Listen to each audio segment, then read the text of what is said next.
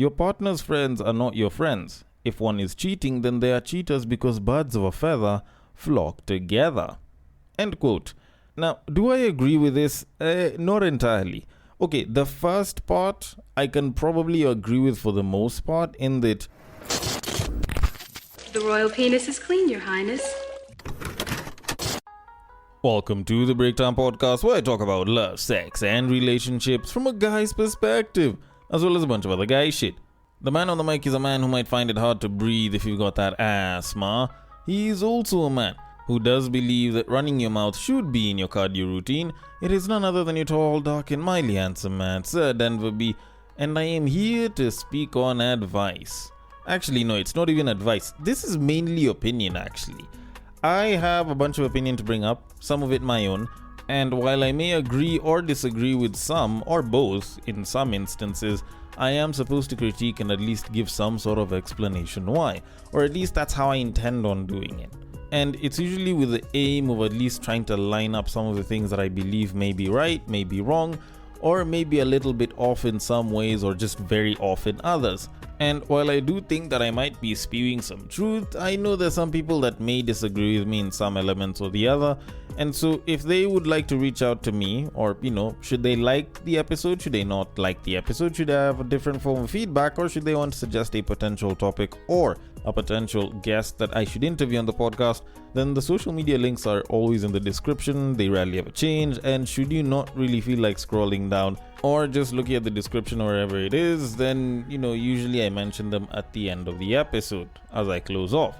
And that's how you can reach me. My DMs are always open, and I would be more than happy to receive your feedback or your comments and handle them accordingly.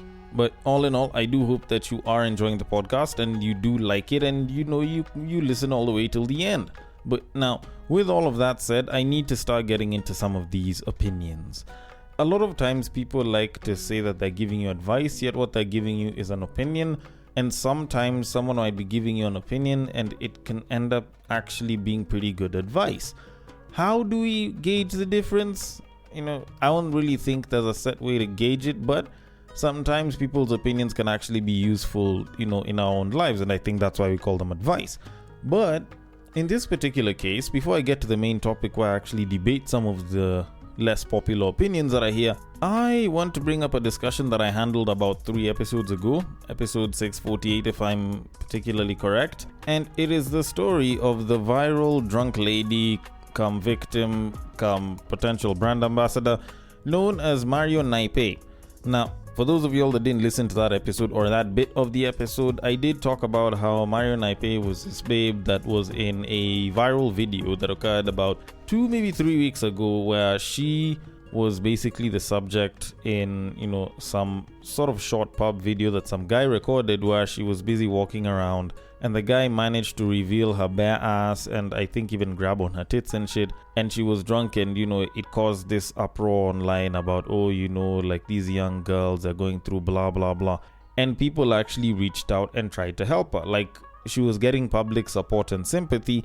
And I can remember how I was like, there's nothing wrong with helping someone get back on their feet, but this isn't the case to do it. In that particular case, I was saying that we were rewarding stupidity because she was the one that was getting herself drunk. She put herself in that position and she allowed that shit to happen, okay? And I remember, not unless if I edited it out, I actually remember mentioning something that I had also written on Facebook earlier, where I was saying that if this babe continues to stay in the spotlight long enough, her victim's story is going to crumble. And essentially, I was basically saying, I don't entirely believe this story. I think that people are racing to try and help her out, and yet that's not really what she needs, because what she was doing was dumb shit. It's not like she was lacking as far as help is concerned. And I also said the dumbest thing, or at least the worst thing that happened there, was the fact that the guy recorded and posted it up, or just the fact that it went out into the internet and it became viral. Now, ever since having that discussion, I didn't really want to address it, but 2 pieces of information came out recently that have, for lack of a better way to put it, destroyed whatever credibility this woman has as far as being a victim goes, or at least absolutely wrecked the whole victim storyline. Now, in episode 648, I did talk about how, like, this babe just didn't look like she was, like, in a disadvantaged position. And, I was talking about how people were sympathizing with her and they were like, oh, she's probably struggling. So, she's trying to get money from different places. And, maybe she thought that, like, the summer bunny of a dude, was going to give her bank. And that was the bad thing to do. And, everyone agreed that was the wrong way to do it. But I went ahead and I said, you know what, this babe is just like pulling our strings. And it even became more evident when she was on some video busy talking about how the guy that pays the rent for the place that she was staying in had basically stopped paying rent and I think had locked her out, or it had been locked up or something. And so at that point, I was already saying, you know what, if there's a guy that's already paying for this shit, whether it's a sugar daddy or someone that, I don't know, maybe took pity on her and is trying to fund her through school so that she can, do well in life or some shit. At the end of the day, I said the guys are being played. So recently, some person just so happened to discover a whole horde of videos of her, all on a particularly interesting site, which revealed that this woman has been in the cam business. And for those of y'all that might not understand what the cam business is, it's like Twitch but for adult content. And actually, now that I say that, it does seem a bit interesting that, like, for you to know Twitch but to not know the cam business, you'd have to be a little bit clueless. So let me explain. For those of y'all that don't know Twitch, it's like YouTube Live. Kind of like what iShow Speed was doing the other day.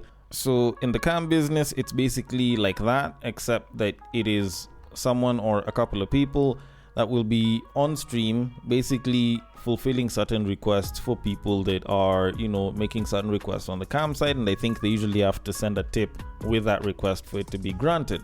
So in that case, this babe has been making money by, let's be quite honest, sex work. So she's basically been doing this shit for a while. And the thing is, like, normally people would have some level of shame about it and they'd be like, oh no, that wasn't me, blah blah blah, this was a different kind of person. Nah, when she was being asked about this, came out and she was like, yo guys, why are you pulling up my videos from my past and yet I'm a saved person? Because apparently she decided to, I guess, accept Jesus Christ as her personal savior, some shit fairly recently as well. She's basically like, yo, that was a part of my past.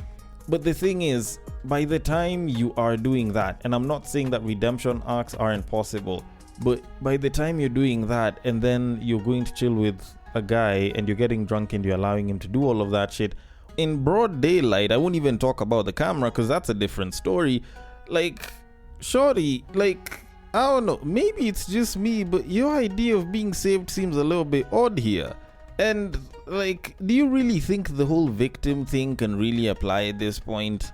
Because by the time you're seeing someone that was in the cam business, there's definitely some being used to shit like this that she's really on. But, all of that aside, I did mention the fact that there were two pieces of information. This is one, okay? This is just the first piece. There's another piece of information that also very recently came out, whereby a couple of people decided to do some digging and they found out that not only did this woman know that she was being filmed on the viral video that put her in the spotlight and made her a proper victim out here, not only did she know that the camera was rolling, she quite literally decided to be the one to post it online and basically manufactured this entire thing herself. Like, she knew dude was rolling the camera or, had hit record on the phone. She let it happen. And afterwards, she was like, send me the video, let me post it up. And she decided to go ahead, post up the video. It garnered a bunch of public outrage. People were like, oh, we need to help this woman. While a couple of people were out here on the other side of the controversial take saying, nah, leave this hoe alone. And all of this shit was basically manufactured by her. So for all the people that felt sorry for this babe, I do not know whether I should say I feel sorry for you or I told you so. But point that I'm trying to make here is, and I'll even reiterate that I said this before, we need to stop rewarding stupidity. We need to stop rewarding bad behavior. Like, you can't be looking at some person that's like, oh, I'm really going through it out here, yet you're doing all of this shit. and people are supposed to reach out and be like, oh, this is a cry for help, we need to help her. Like, at the end of the day, even though helping people is a good thing, not all people want help, and you also need to figure out what kind of help certain people want.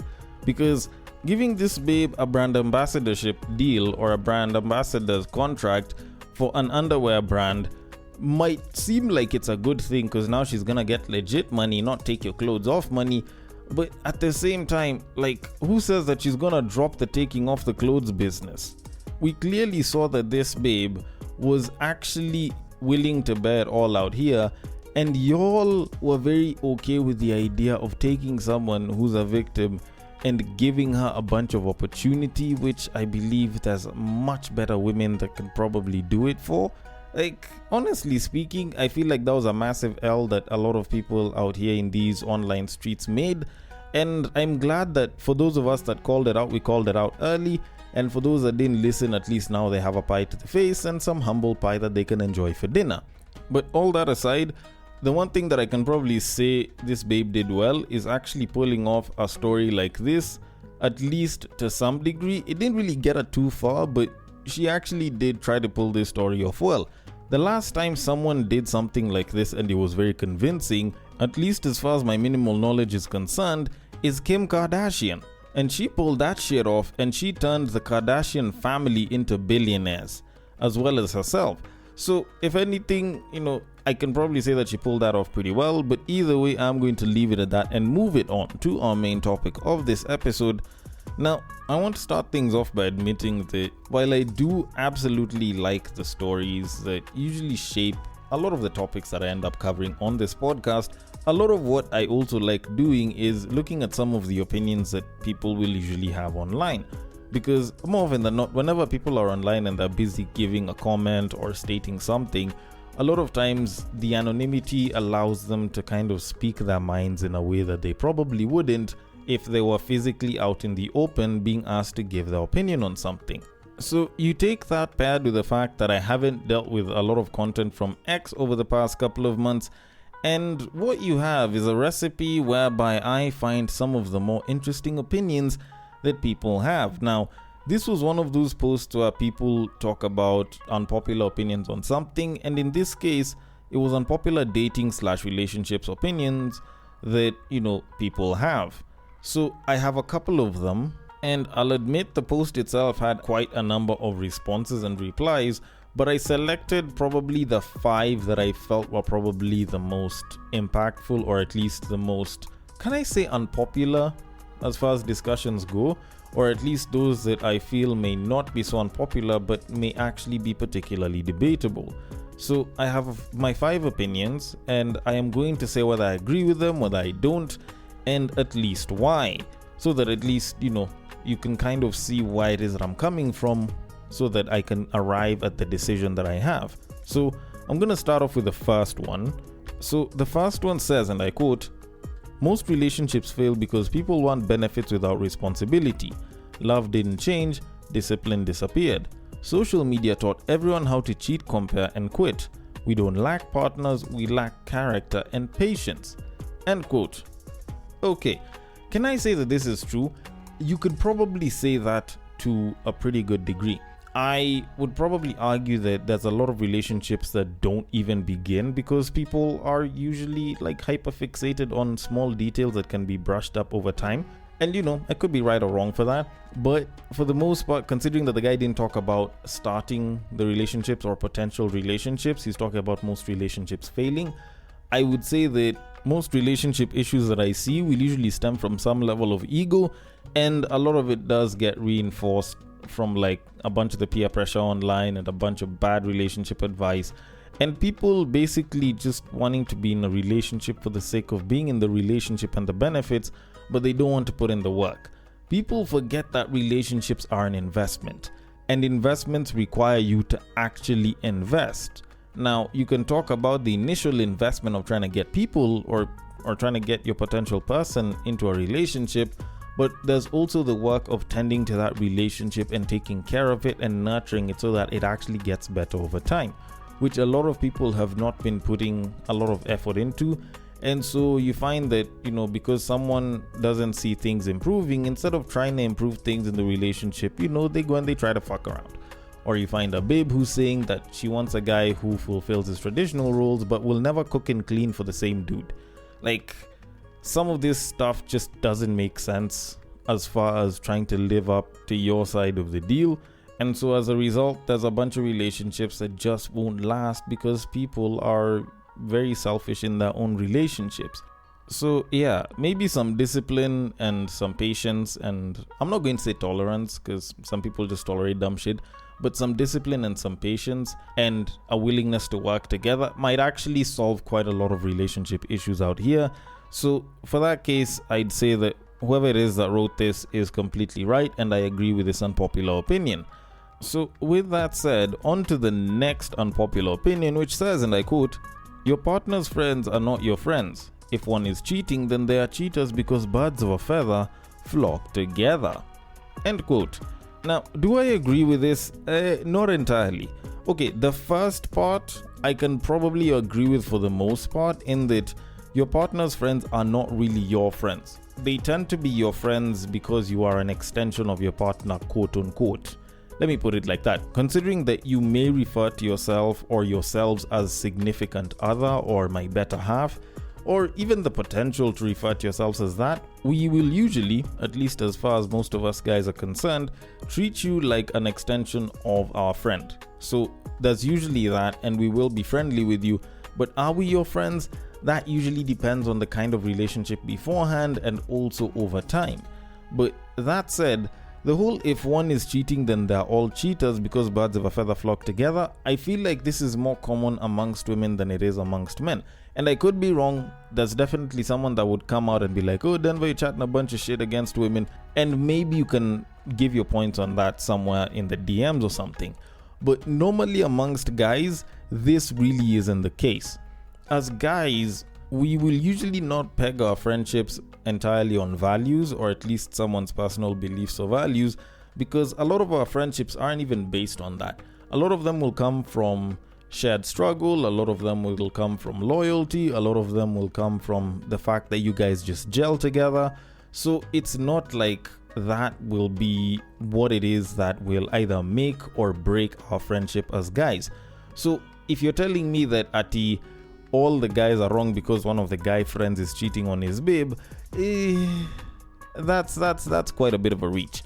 Something that may be considered as weighty as something like infidelity usually may not necessarily sort of come between what friendships can exist, just mainly because it's not like it will affect the friend group entirely or directly. So it's not like guys will kind of break up friendships because, this guy cheats on his babe. That's just not how it works. So for a lot of us guys, that's not usually how we function as guys. And if your man's is cheating, it doesn't mean that all the friends are cheaters. Sometimes it's just your man. Sometimes it's just the friends. If you, in your core principles as a dude, just won't cheat on your babe, even though you have friends that will go and fuck around, it usually won't bother or influence you to go and do the same thing. Women, on the other hand, that one I can believe, mostly because we even have stats that show that there's a 70% likelihood that if your wife's female friends are all divorced, then your wife will divorce you. There's actual stats that actually show the very increased likelihood if multiple of her friends are divorced. So I'm guessing infidelity could have the same exact effect. And I say this not just because of this assumption, but also because I've covered a story like this. Some years back, I did a story on how an older woman had kind of gone and complained to her friend because she had been married to this man for 30 years and they hadn't had any sex, I think, in the past year. And the guy didn't really seem that interested in intimacy. And the friend was like, no, just go and get a Ben 10 or a young dude. Go get yourself a young side dude. You can do your thing. Your mans won't really have to know. And you can have your fun and still enjoy the pleasures of intimacy and maybe even romance, but good dick, even though you're not really getting it from your man. So I do feel like this is more likely with women than it is with men. But I could be wrong about that one. So, that one you can also tell me later on the socials. But with that said, On to the next unpopular opinion, which is, and I quote, a relationship should be like an oasis from the outside world, and you should both make active efforts to make it so, and anything anyone does to compromise the oasis status for ego, death penalty. End quote. Now this one I wholeheartedly agree with. I don't even think it's really an unpopular opinion. Maybe some people might not feel like it's such a popular one, but this is one of those beliefs that I stand by quite a bit. And I say this because if two people that are together choose to work together, not necessarily with one mind, but they choose to work cooperatively together and stick together, they can make a lot of great shit happen. And I've seen instances of this with different couples, both young and old, like where the both of them are so in sync with each other, they both give into the relationship, they are both very intentional with each other, and they try to work towards not just their benefit but their partner's benefit. And considering that it's coming from both sides, like the gains are so much more and they look like such a great unit. Or as Neo would probably put it, I'm good all by myself, but we're a force when we're together. So whether you're looking at it as far as like general happiness is concerned and how they look out here and how they look just generally together, or even when you're looking at it from a financial perspective or a different element altogether, like business investments and so on, like when they choose to kind of tap into each other and they make the relationship this safe place and this safe haven where the both of them can like really get into it and like do the most, it can be such an impressive force. Like you find some of these couples that have retired early, and it's both partners who retired early. They have a bunch of million in the account. They've chosen to travel the world and have fun and shit and raise their kids without having to worry about like going to the office and everything. You listen to them and you listen to how they actually approach the financial journey to getting there, and it's actually very interesting. Because these two people will choose to work together, they'll choose to cooperate, and it's not stories of, oh, his money is our money, my money is my money. It's like both of them will contribute, both of them will try to save, both of them will invest, both of them will, try and find ways to increase their income up until they get to the point where they're like, you know what, we're making well enough money that we can retire and still be comfortable. And just like that, they are, let's say, even after 20-25 years of being in the workforce, retired early, and they will enjoy the hell out of life. So as far as this opinion is concerned, I totally agree with it wholeheartedly. And with that said, let me move on to the next one, and I'm gonna enjoy this one. So this one says, and I quote, birth control has ruined dating and romantic relationships. End quote. Okay, this is an interesting one, because there's a ton of people that do agree with it, but I'm on the camp of somewhat agree, somewhat disagree, just for reasons that go a little beyond what some people might be thinking. Now, I do agree with it because there's a lot of people that are in toxic relationships, that are in just genuinely bad relationships, and they stick there because the sex is good. Like, how many people do you find out here who talk about how, like I'm arguing with this person, there's such a problem, blah, blah, blah, I'm done with them. But they're always going back to the same person, they're going back to said person, they're dealing with said person, and continuing to be together with them, not because of anything that's really holding them, but a lot of times because the sex is just that good. Or, ever since they got digmatized in the beginning, they haven't really moved from this person. Like, there's a lot of instances where we have such a thing happening, and honestly, if we didn't have the sex, we wouldn't be having digmatization or being pussy whipped. So for the most part, like, someone would have to really get you with their words.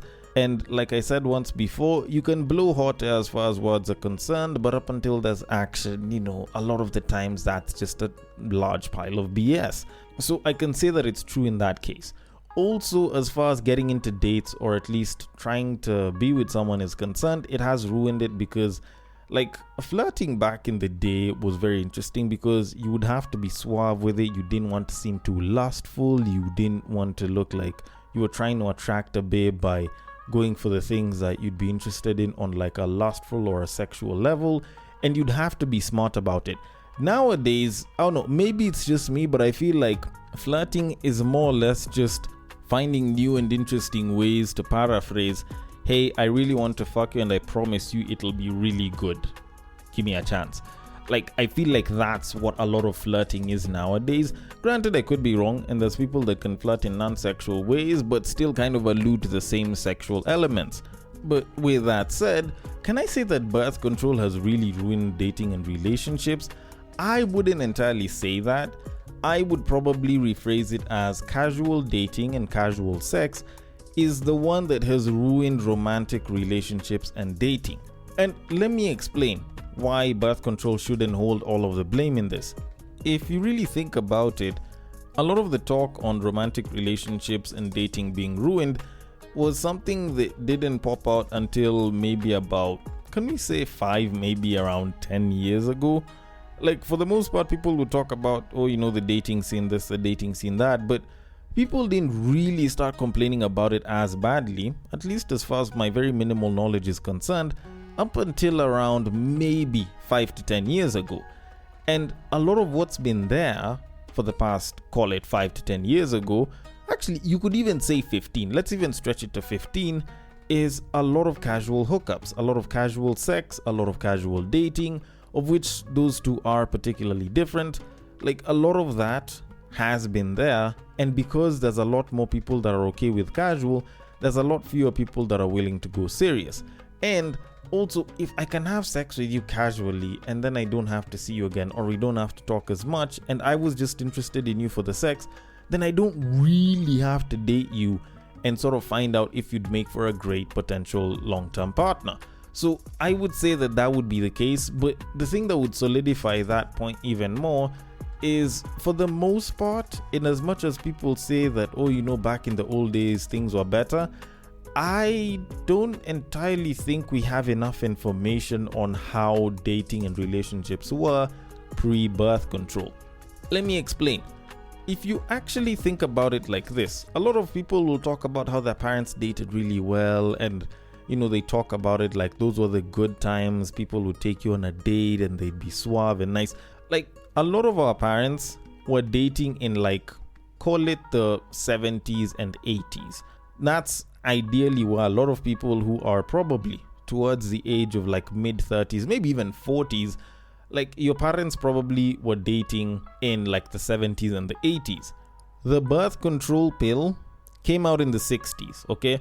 So a lot of the information that people are using, and a lot of the so-called data, whether real or arbitrary, that people are using as far as dating is concerned, is actually from a time when birth control was already there.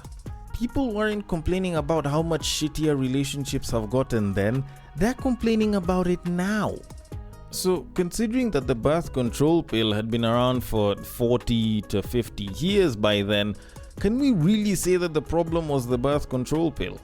If the problem was actually the birth control pill, wouldn't the issue have gone all the way back to even our parents' times?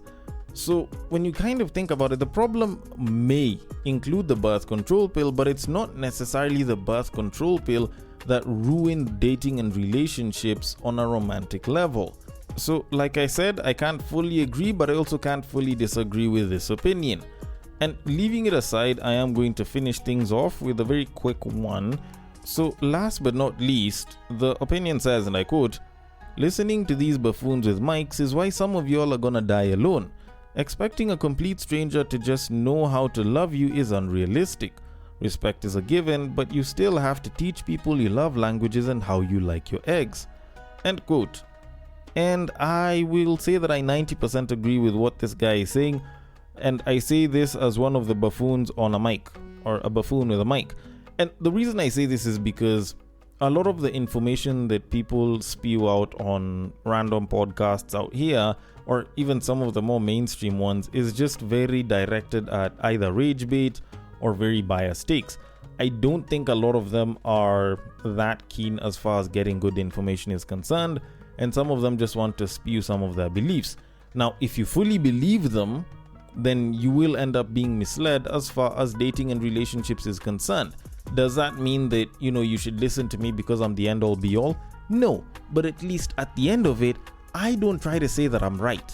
Usually on about 98 if not 99% of all my episodes, I will always finish by saying, maybe I might be wrong, I would like your thoughts on it. And that should probably tell you that instead of trying to seem like I'm the right person here, I am at least opening space for you to think about it on your own and see if it is something that you do believe in or don't believe in, instead of just trying to be one of those convincing sounding guys that ends up misleading you into a bad situation in your relationship or leaving your partner. Now, don't get me wrong, I'm not saying that other podcasts are garbage, but I do believe in critiquing the information that you get, not just hearing it and believing it just because it sounds good or it's come from someone that sounds convincing. Although, with that said, maybe I could be wrong about this, maybe I may not entirely be right as far as these opinions are concerned. Either way, I want your thoughts on it. The DMs are open on IG, it is at the Breaktime_podcast. On Facebook, it is at the Breaktime Podcast. On X, it is at Bagaka the D. And on Bluesky, it is at the breaktimepod.bsky.social. Thank you so much for listening all the way till the end, and I will catch you guys on the next break. But what I believe is that if you put a pastor and a prostitute in one room, one is likely to convert the other.